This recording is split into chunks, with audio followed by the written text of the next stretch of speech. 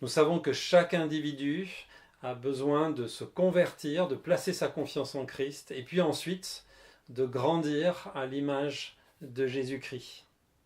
Et je vous encourage à mettre dans votre leçon biblique à la fois une application en vue de la conversion et une application en vue de la croissance.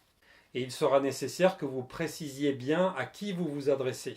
Alors je suis conscient que nous touchons ici à un sujet délicat, car nous avons dans nos églises des gens qui sont convaincus qu'un enfant peut se convertir très tôt, alors que d'autres considèrent que la véritable conversion n'arrivera qu'à la préadolescence. Mais quoi qu'il en soit, l'étape de la conversion sera nécessaire et elle sera suivie d'une croissance. Et il est important que les enfants sachent cela. Sans exercer aucune pression sur eux, nous leur montrerons que ces deux étapes sont nécessaires.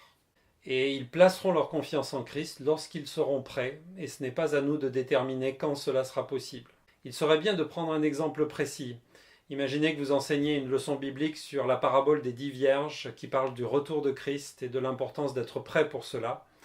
La vérité centrale pourrait être Christ revient bientôt. L'application en vue de la conversion, afin d'être prêt, accepte Jésus comme ton sauveur. Si tu ne l'as pas encore fait, place ta confiance en lui. Application en vue de la croissance, si tu l'as déjà fait, parle de lui aux autres, afin qu'eux aussi puissent vivre pour toujours auprès de Jésus. À aucun moment nous allons catégoriser les enfants ou montrer l'un ou l'autre du doigt, mais on doit être clair dans notre enseignement, que l'enfant sache qu'il doit passer par cette étape de la conversion et ensuite grandir en Christ.